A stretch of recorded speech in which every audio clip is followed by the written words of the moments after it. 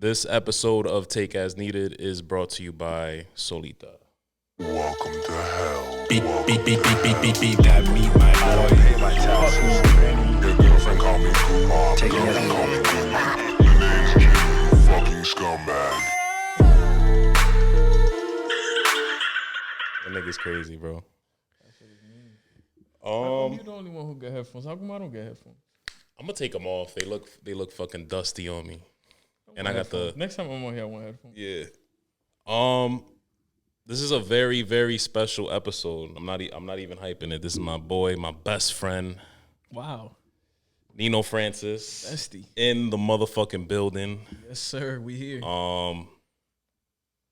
What can I say about this man to hype him up before we get into all the crazy shit? I mean, I've seen everyone. I think everyone in the state can say we've seen him evolve year by year by year by year. It's crazy. It's like there's nothing this man doesn't do at this point. He's fresh off of Idol. Very alternative sounding EP. And alternative is what you were shooting for. Yeah. And you've been doing that for a little bit now, for the last like couple projects you've been working on. Yeah, I'm trying not to be in a box. Yeah. That's one of the things. So that's one of the things that I praise about this man, and a lot of people praise about this man, is that you don't get comfortable. You like explore different like avenues of music, and it sounds fire. It's not like fucking and I'm of like I guess unpopular opinion, or I guess I've heard some people say they love it, they hate it, but like it's not as split as like a Lil Wayne rock album. Like whenever this man touches other genres or subgenres, it all hits. It's fucking crazy. It's crazy. It's crazy. You know what I mean about the Wayne rock album? How'd you feel about that? I didn't like it. Yeah, I didn't like it. there was some. I'm not gonna say I love the whole thing, but front to back. But there was some things here and there. One that maybe shouldn't have been on my MySpace page. He's a goat, but that wasn't. It Yeah, that wasn't it, right? That was Well, not it wasn't it. for me. I can't say it wasn't niggas. There's a lot of people who Yeah, like, yo, yeah, that yeah. shit was fire. So, different reference points. That's all. Yeah, favorite off the EP that if I were to tell you guys to like jump on there and just have a sample is Moonrise. I can't tell you which part is my favorite. That whole transition is just like fucking those. insane. I like those two. Yeah, you We're on look. the same page. We in sync. Are you is that when artists, I'm not gonna say artists, when you do that, at least when there's like a one and then into a part two, is that all one song when you work on it? Because if in case you don't know, my boy, you produce most of your shit still. I know there's other people No, all of it. yeah. All of Okay. it. And then these days I've been bringing Mizuchi in a lot. Yes, shout out He's to goated. Mizuchi. Yeah. But for the most part, yeah, for a long time it's been all me. When you work on those songs, not to interrupt, like is it all one when you're working on it, Yeah. and then you split it for It is. It's one. And then I'm like, I want to switch up. And then like I'll throw the switch up on there. And when you listen to it, a lot of it's the same sounds. It's just the only thing that switches up is the drums really. But that's just like me drawing from like, the switch ups that you see in like a party song or Drake or Kendrick or Frank Ocean. You know what I'm saying? Like switch ups, they just do something. I feel like it always like has like a crazy effect. Oh yeah, niggas love that, bro. Yeah. What before I get into all the crazy shit, what I gotta ask you the basic question because everybody deserves to know. Everybody needs to, it's. I like looking into music like this, and I think a lot of music heads love looking into music this deep. What inspired this EP? To be honest with you, I want to say like, because if you listen to it, a lot of the songs are very like short, kind of like incomplete songs. So for me, it's like, it was just a series of like thoughts. You know what I'm saying? Like I wanted it to kind of feel like if you were to pick up like a journal of mine and like flip through it and be like, okay, this is how he was feeling this day, or this is how he was feeling that day, without it being like a dear diary. Saying like, but yeah, like it was like I wanted it to feel like a journal, and that's pretty much the real inspiration behind it. Word was it? Because because with that project, and I believe the project before, they were both post-pandemic, you would say. I think the other one you were working on during the pandemic. Sedona was. See, that's the thing that's tricky about Sedona, because there's like songs that I have been working on since 2018, 2019. Oh shit! There's a song on there from 2017. But for the most part, like finishing I think I know it which one you're talking about and too. piecing it together. I want to say during the pandemic, for sure. I still try to keep for those who like don't know, very rare at this point, because a lot of my friends I have on the podcast that poke fun at it. Since I took a try at music, I still try to keep my ear, I think, to the locals. There's not a lot of people locally, and I could be wrong, who sit on stuff like that, right? Like to keep I guess touch it up, so to speak, or I think for the most part, when you look at a lot of the people who are excelling nowadays in this sense. world, you know, like whoever takes time on this shit, it shows. A lot of the people, a lot of my peers, because there are many incredible artists in Rhode Island. Like, nobody tell you different. Oh yeah, 100%. But a lot of my peers, a lot of the people who I respect and don't even like necessarily work with, there's just people who I admire. They all work on shit for a long time. Good. I don't know if it's the same capacity as me, but I think that a lot of the people who take their time on their shit. And what you're saying makes sense. It shows, because I'm sure those are the ones that stick out. And I am familiar with the people you surround yourself with and work with, and it shows with every single one. So that makes a lot of sense. And it's crazy. You brought up the 2017 one. Which one was that, out of curiosity? How It Ends. Yes. This is the last joint. That's crazy. It's like on SoundCloud, floating around somewhere, like under a different name. Oh, wow. I dropped like a whole EP, like under an alias. Yeah. Just to see like how, like just to I step remember out that of my, actually. yeah, that step out of my that comfort zone. So it's like a little Easter egg in the world. Nice. Okay. Nice. Speaking of Easter eggs, I gotta jump into this real quick. We'll get back to music in a little bit because I have more questions for you. Doctor Strange coming out. We're both big Marvel heads. It's not a lot of times where I have friends who come on that are as into it as I am, and me and this man go way back, have those same interests. How you feeling about this one, bro? I'm hyped for it, man. Yeah. I'm ready. And then like with the trailer that they dropped today, like they named the Illuminati. Yes. Right? Yo. And so that shit was like, oh my God. And it's crazy because I don't know too much about that storyline, because like, I know the very basic shit. From what I remember, you at least know, I know of the group. share. The group, you know who's in it and stuff like that. So Marvel Studios is gonna have their own take on it. But I think the biggest one that people are looking forward to, which was a big rumor from early on, is that Tom Cruise Iron Man. You've been hearing about that, right? I know you try to like. Nah, because I try to stay out of like rumors and spoilers and shit like that, just because I like to go in blind, because it just gives me like a whole new experience, right? A different experience. But from if you were also film heads too, and if you remember well, Tom Cruise almost got that part originally, and Robert Downey, it makes sense because he fucking killed it. He got the role, and it's obviously like a nod to them almost casting Tom Cruise. I feel like he would have done good in the 90s. Yes. Like a 90s Iron Man. I remember seeing like that. Like, I don't know if you've seen that meme around of like who would play who in the 90s. And it was like Tom Cruise. Tom Like Cruise, Iron yeah. Man. It was like fucking, I think it was like Denzel as like fucking T'Challa or whatever, which is fire. We spent a lot of time, without giving too much info, we spent a lot of time in comic book shops together and like looking, catching storylines as they came through the door and stuff. And one of the things that was interesting to me that popped up with the Tom Cruise rumors is I remember when you put me on to a storyline called Superior Iron Man when it came out. And that shit I still pick that shit up and reread it. Yeah. And that shit, like, I remember you telling me, like, yo, you gotta fucking pick this up and read it. Like, so good. We used to do this shit all the time, exchange, what we were hearing about or reading about. And like this, comics in general, but mostly Marvel. DC's kind of like been sticking to it. Image has kind of been what's been running things consistently. Marvel doesn't put out a lot of good shit, but this one, every time you pick something up and somebody's like, "Yo, this is fire, you gotta check it out." I mean, I remember you telling me at the time, like, "Yo, he's tripping out. He's being a dick. He's got his Iron Man suit is made up of symbiote, and he's pushing extremists and like, yo, it was crazy." So now people are making these like fan pictures of their fan edits of Tom Cruise as Superior Iron Man.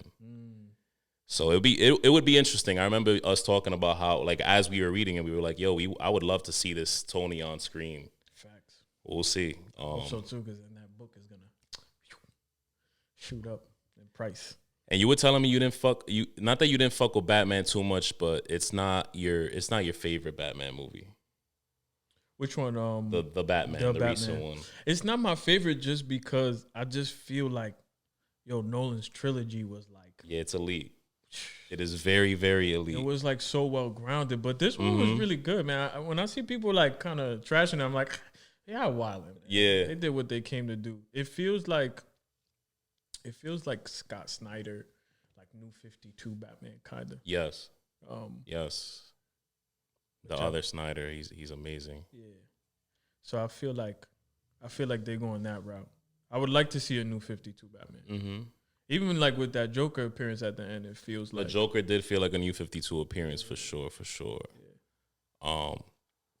You're a big Pusha fan like myself, so I got to talk about this album. Even though I don't really talk about music when an album is a classic and it's like, wow. And this is one I know. How you liking this one? I haven't really sat down and listened to it too many times. Yeah, I think I ran through it twice, 2 or 3 times. I ran through it. But it's good. Yeah. Yeah, man. It doesn't get old. And that's the thing with him is like, yo, even if he sticks to the formula. Which is crazy. Like, bro, there's not, and add somebody in there if I'm wrong or whatever. And because artists, this is why I wanted to talk about it too. Like, you're the perfect example of like, do not get comfortable as an artist and try to step away and work on step away from what you're used to and work on different things for your own growth. But Push, bro, like he is the only artist that I can think of that I'm like and I've been comfortable with it for the last like 20 years or whatever he's been doing it for. But he's the only artist that I'm like, yo, I could really listen to him rap about selling coke for the rest of my life. Yeah, it's balanced. Because I'm definitely big on, yo, step out your comfort zone. But I'm also like, yo, if it ain't broke. Exactly, right? If it ain't broke. Exactly. And it works, man. And, it be sounded, yeah, the formula is ill, but, yo, man, it kind of, it low-key fits into the narrative of, like, coke and crack. Like, yo, I know how to whip this shit, so I'm going to whip this shit the way it's supposed to be whipped, and you going to come back and buy it every time. He is fucking nuts, bro. Yeah. Going back to music really quick, I seen you using you really use instruments in your studio. I try. I dabble. You dabble. That was very, very modest compared to like what we've seen on the gram. I try. Yeah. It's that obviously takes a lot more time when it comes to the process of producing on that side of things. Or does it make it easier in a sense? It depends, really. It does. It really does depend. I will say that when you use actual instruments, there are so many more takes of like how you lay shit down, your chords on the keys or whatever. And even with the drums, like you got to find like the perfect one that works.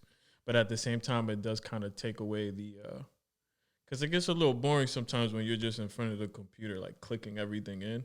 Right. Which there's nothing wrong with that. If that's what you do and the beats is fire, then, yo, there's no one way to do everything. But I know that for me, it gets me a little bit more excited, especially because I'm not like classically trained or like never took classes for any of that shit. So it's always like, yo, let me see if this will sound good if I try to do this shit.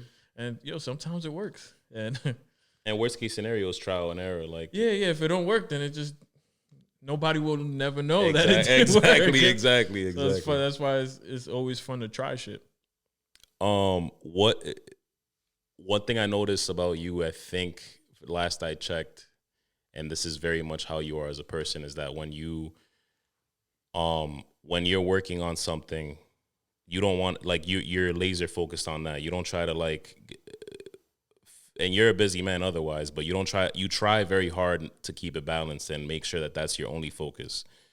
So with that said, when you're producing shit for other people, if you ever do, whenever you have time to, is there like a pet peeve of yours that for a producer, even as a musician, like that people may ask of you that you don't want to hear? Or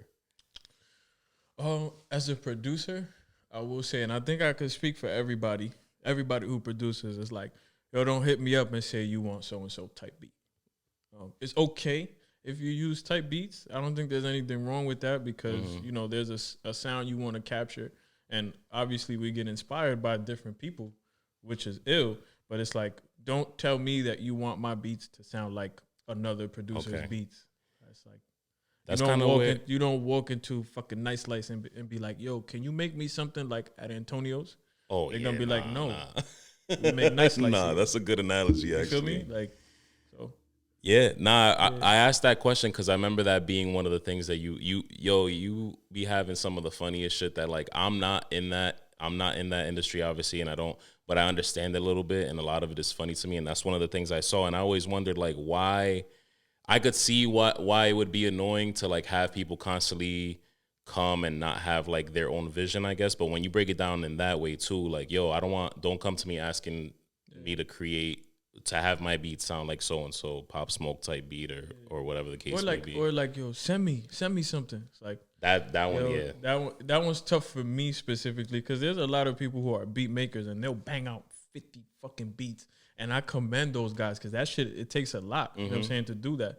But for me, it's like, it's so difficult for me because for me, music has always been like a collaborative effort. So it's like, a lot of times I would much rather you just come by the stew, sit down, and like, yo, we work on this shit together. And you've always been that way too, yeah. Yep, that makes sense.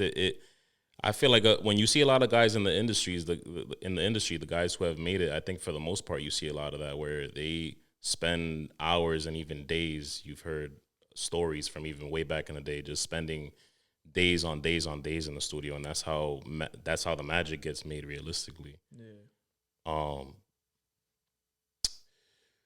Yeah, man, this shit.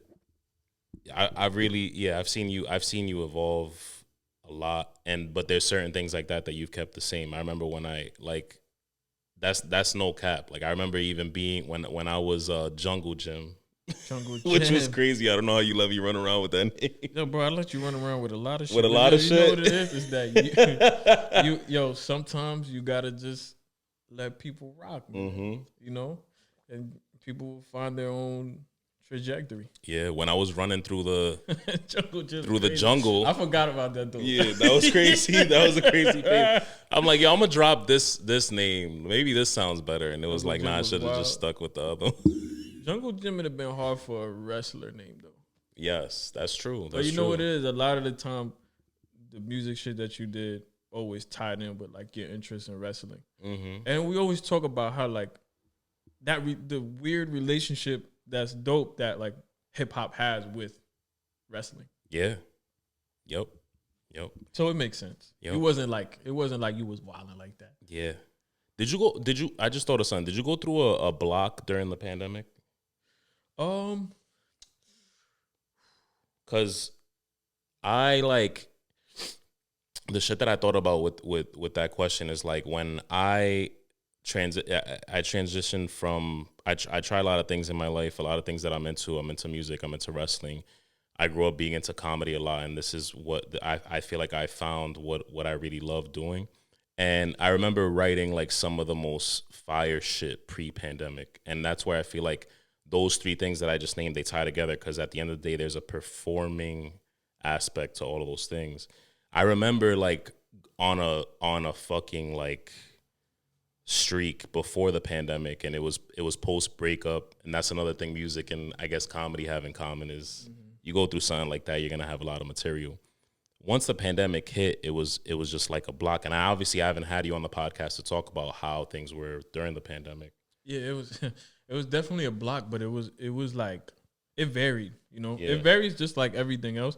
But I think with the pandemic, it was different because it was almost like the world was putting pressure on you to be more productive while you were locked inside. Because you were locked inside. Yo, I don't know how y'all broke or y'all doing this or y'all not making the illest shit in your life while you're like, nah, like, yo, I'm fucking depressed. I'm inside.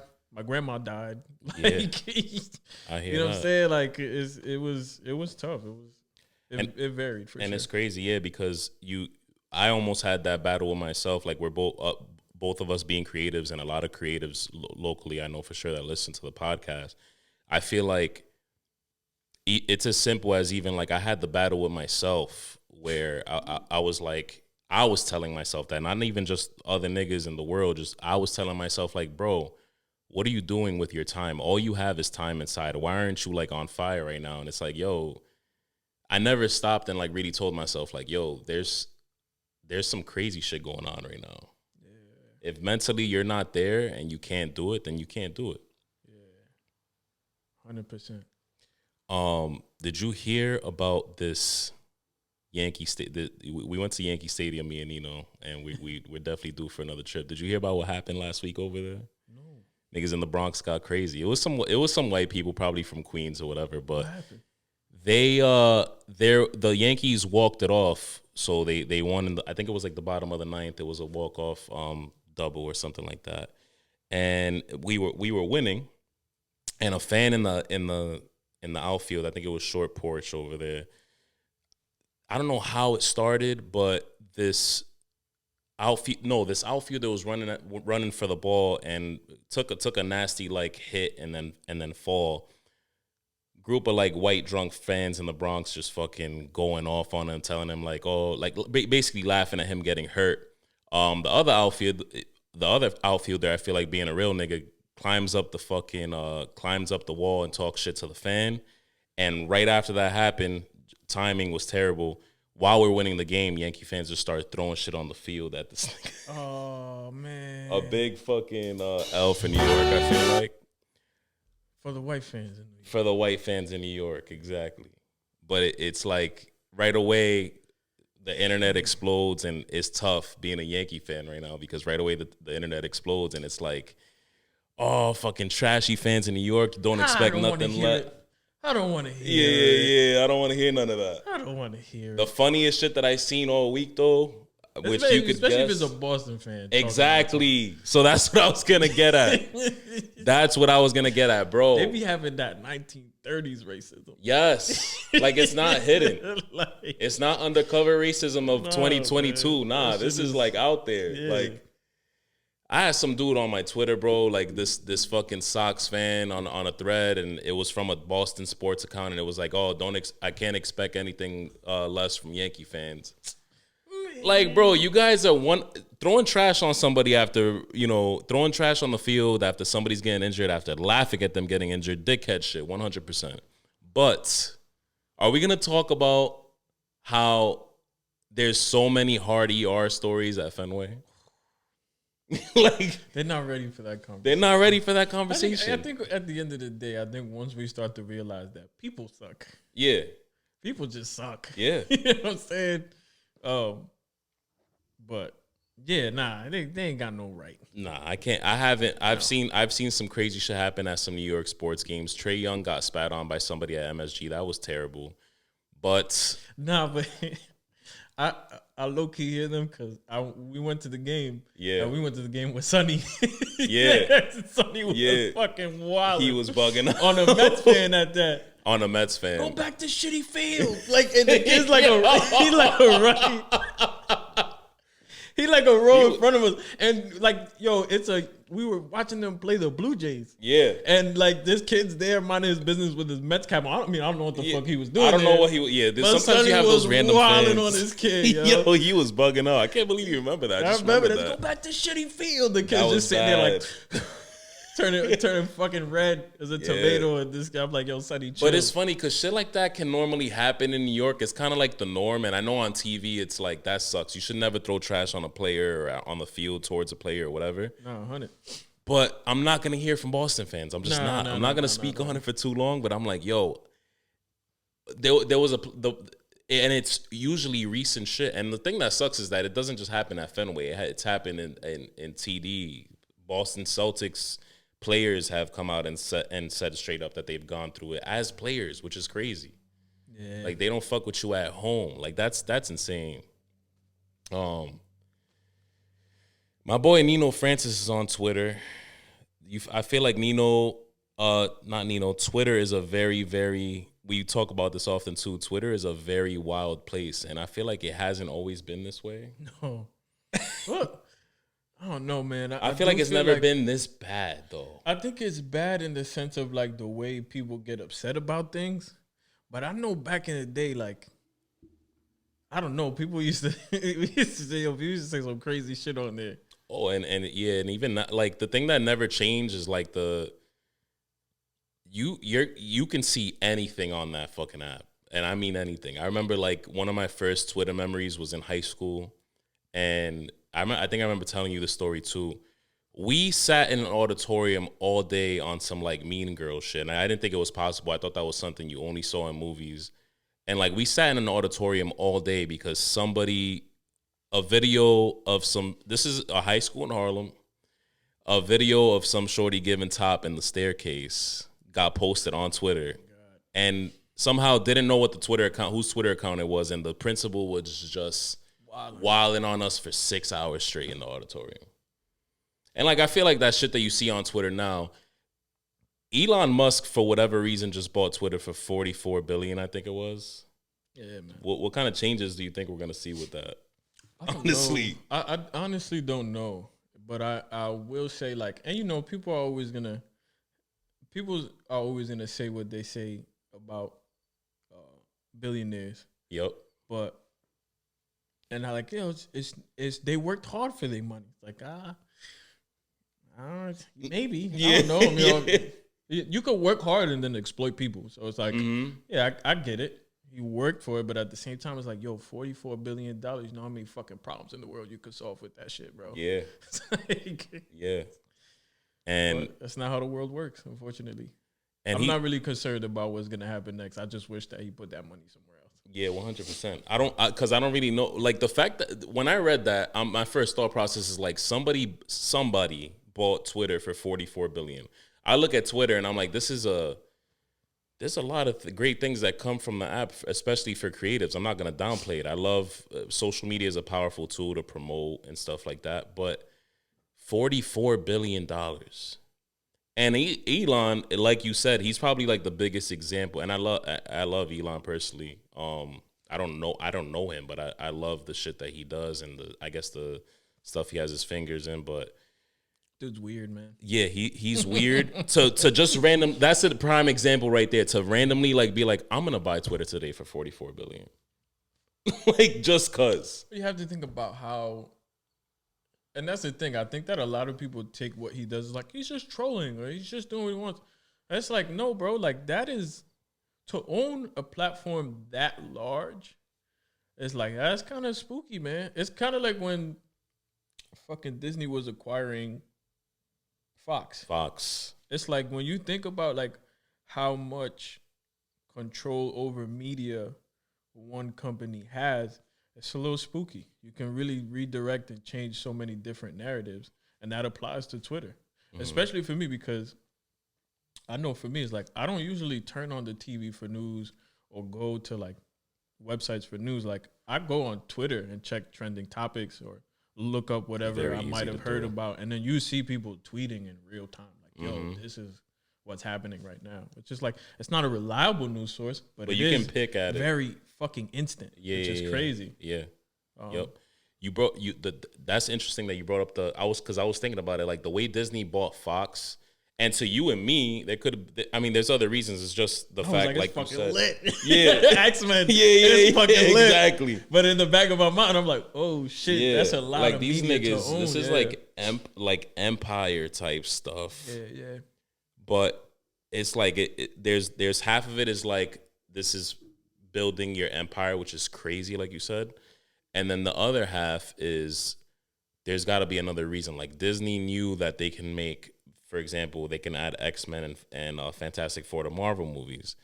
What is Elon trying to do with Twitter? That's the thing that's kind of like the world, and I feel like this comes from our Dominican roots where like our like we hear our mothers and even grandmothers talk, and they just have some of the craziest theories on shit, and a lot of it is like from like religion, I guess.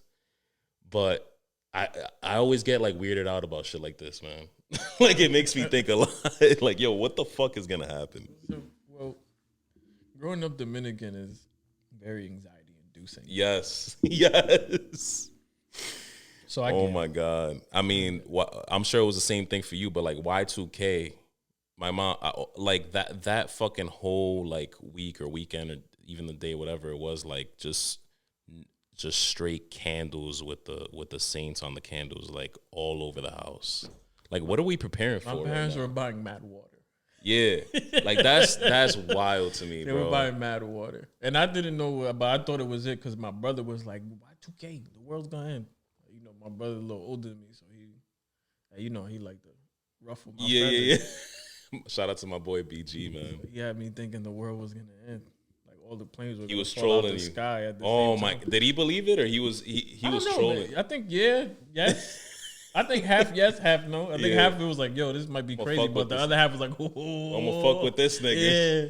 It was probably like a big, like I would have the same moments as a big brother too. Like, yo, you know what? If I'm scared, I'm gonna scare the fuck out of this nigga.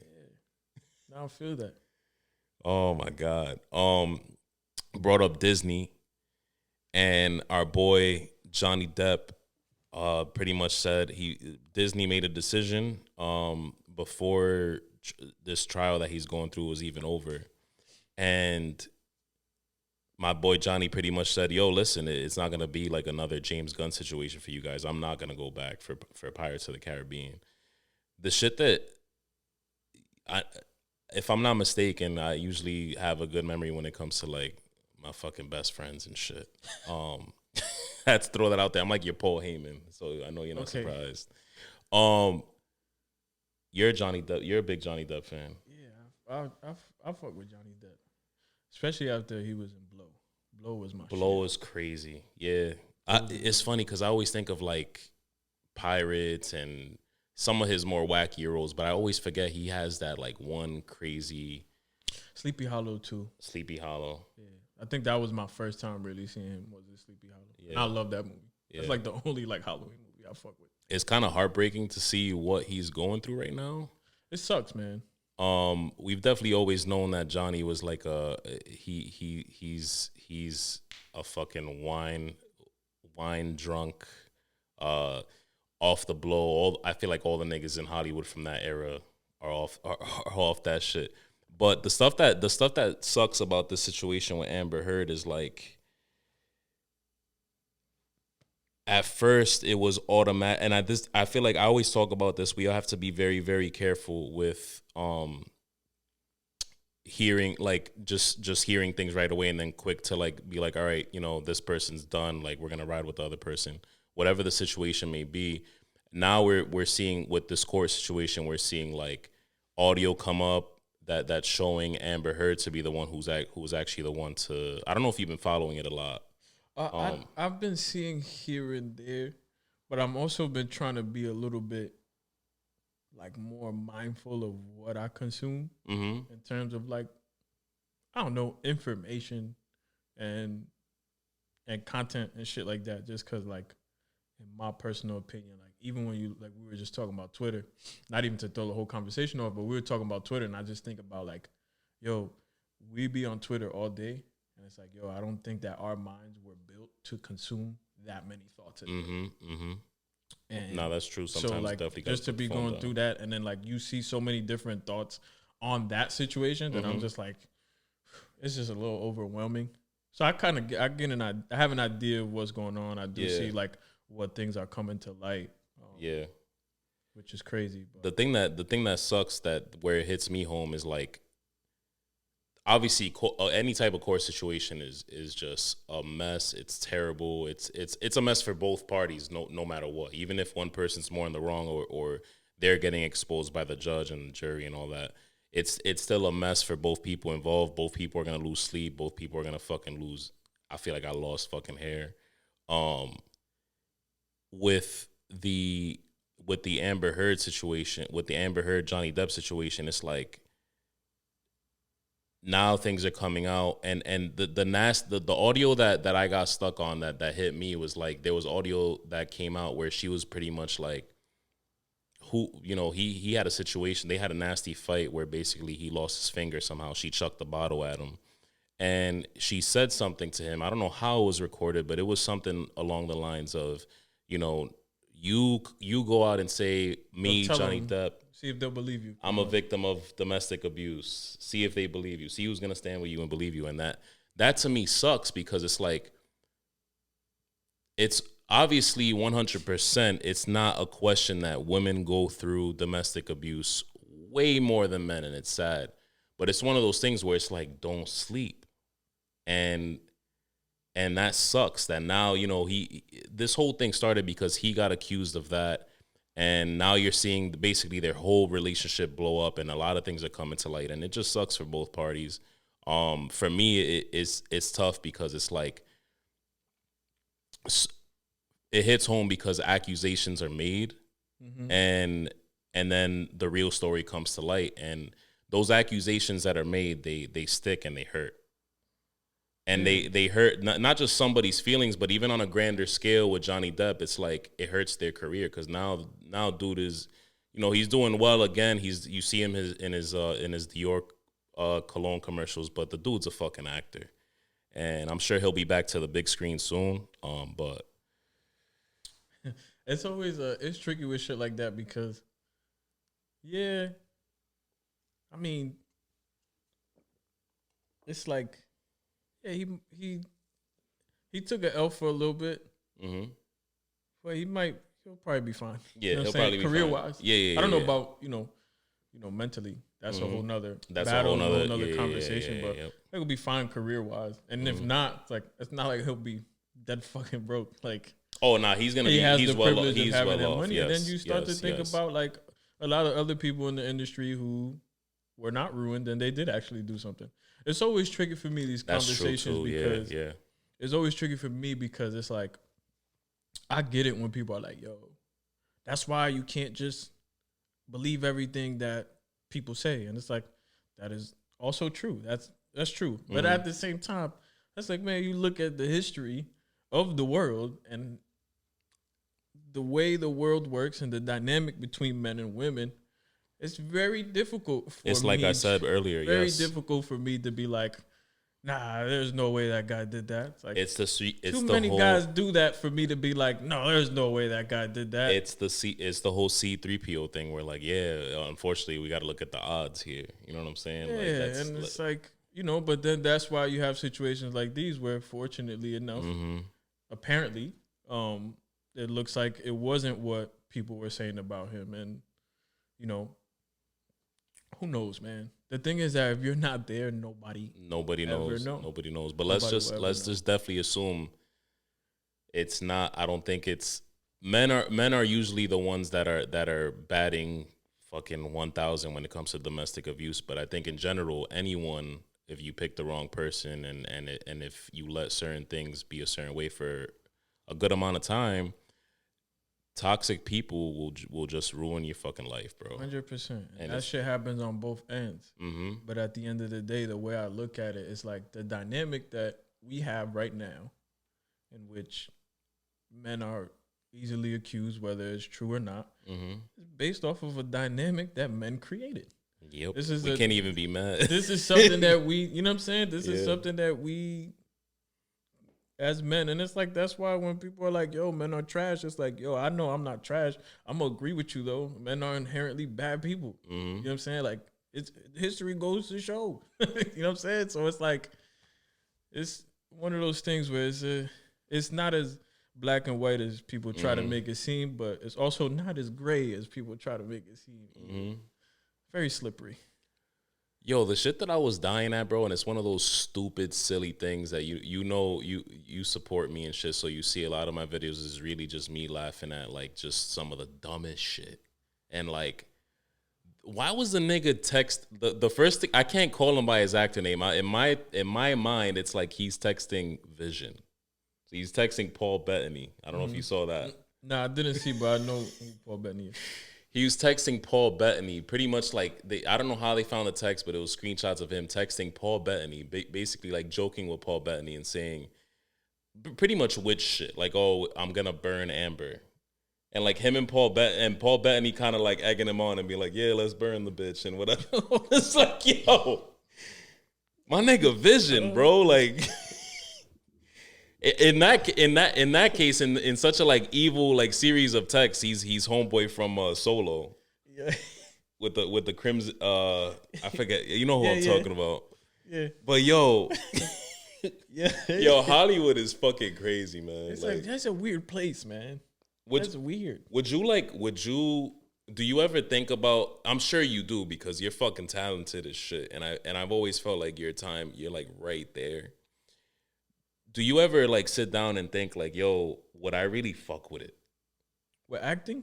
No, Or just being, not even acting, just like being famous? being famous.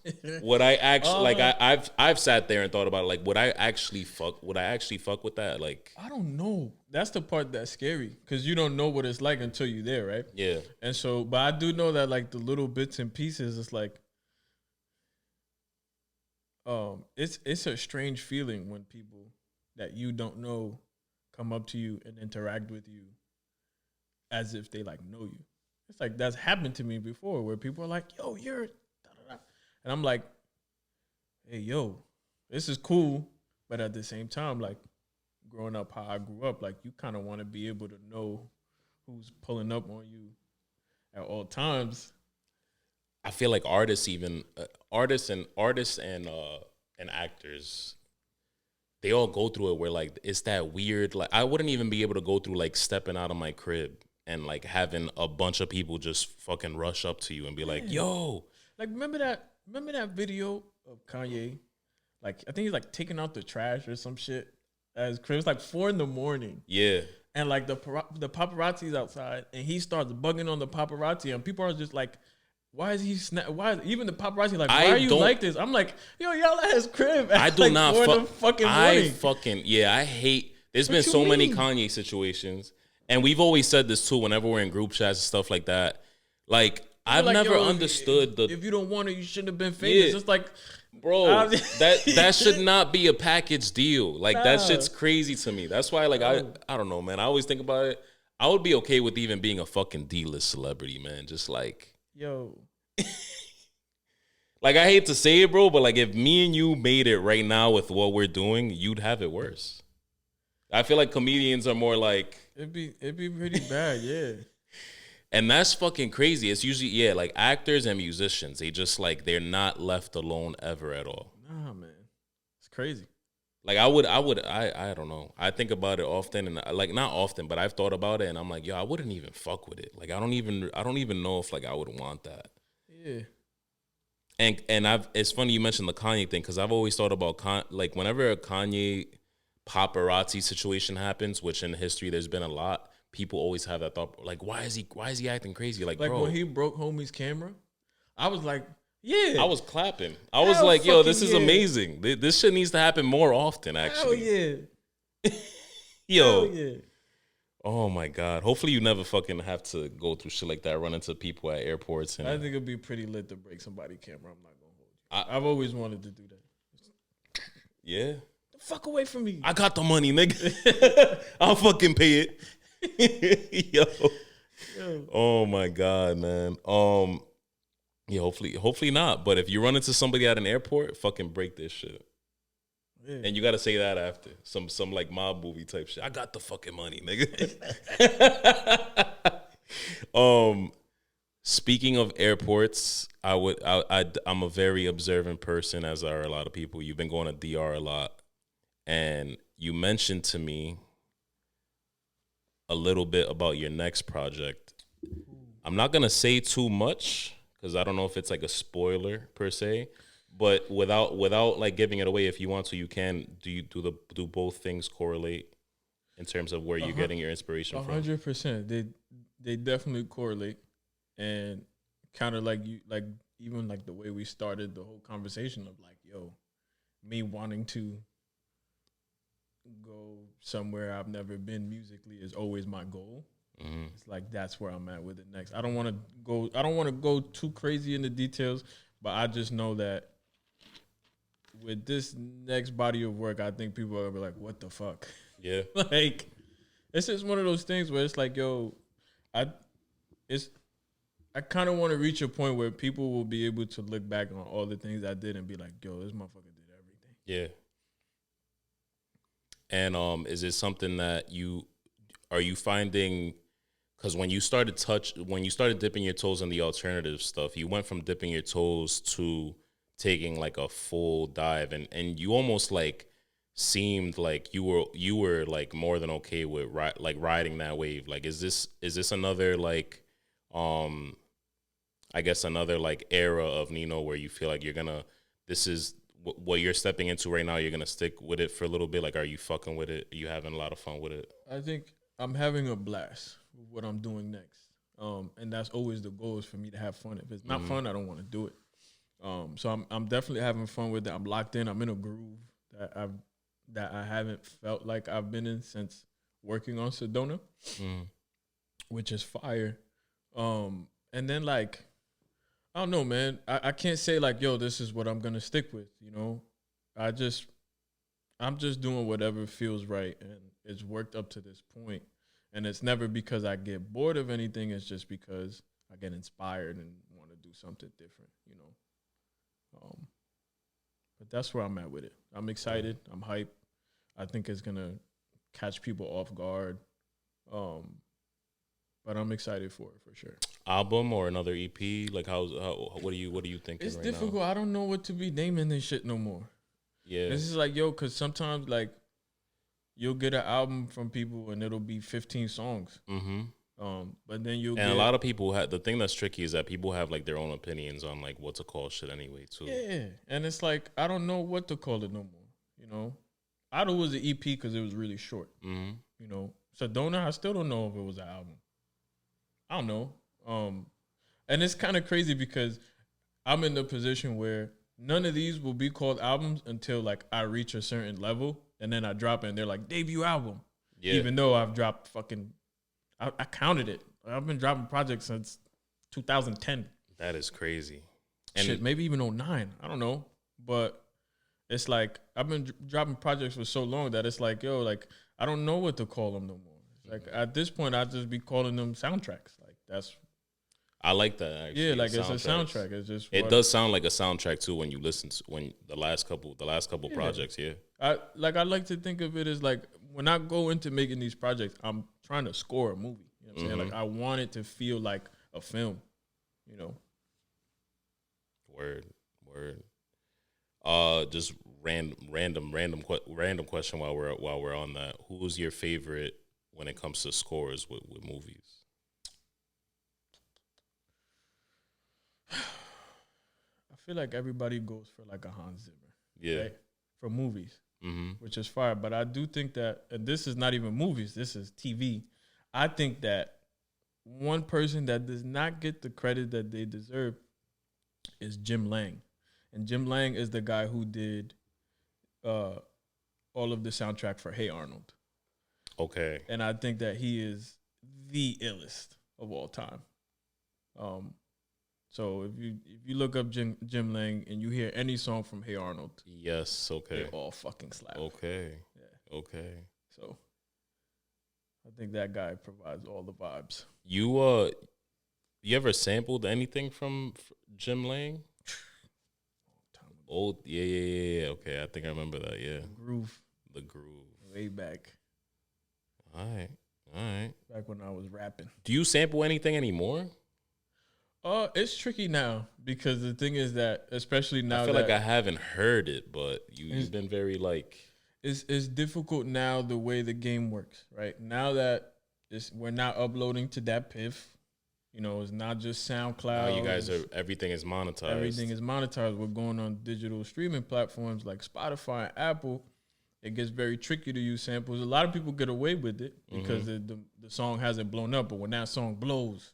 Oh, there's that record. Somebody coming for that. There's check. a suit, yeah. And so I don't want to, I don't want to be in that position until I'm able to you know, pull a Kanye and say, okay, fine, I'll give you 80% of the record. I just want the record to come out. But as of right now, it's like, nah, I also think that now there's so many different tools and ways to create a feeling or kind of recreate an era of music that you want to sample from. So it's like not that there's no point in sampling, because I'm always love sampling. Of course, yeah, and it's just easier. You've had, like, not to go way, way, way back, but you've had a lot of solid fucking samples. If you know, you know. That's all I'm gonna say. But the joy of, like, seeing you evolve, whether it's being your friend or even just a supporter or whatever, is one of the biggest things is the fact that you have not been sampling. You've been doing your own thing, and doing shit like fucking having instruments in the stew, and it's like I don't know if live recorded is a proper term. I don't know what the proper term for it is, but that's just amazing in itself. Like, I would say, yeah, it's live recorded. I did it there. Yeah. Live and but then also it's like, I think one of the biggest things about being a producer or like an artist is just accepting that you can't do everything yourself. And that's when you start bringing in, like, yo, my homie who plays the guitar, or who plays the bass, or who plays the drums, or who plays the keys. Just start bringing people in and utilizing your friends to help you create this music. And then it's just, like, you never know if a record blows up and you and your friends all get paid. If you solid. You got to be solid. Yeah. But, you know, I feel like music is the best when it's a collaborative effort. Yeah, 100%. I've noticed that too. Like, you've done more and more of it as you've grown older with your craft and everything like that. So, do you have, not to put you on the spot, but do you have like a mental, I guess, deadline on your next body of work? We shooting for the summer. For the summer. Yeah, because I don't know, something about a Providence summer is always important to me, because we have some of the best summers. Yes.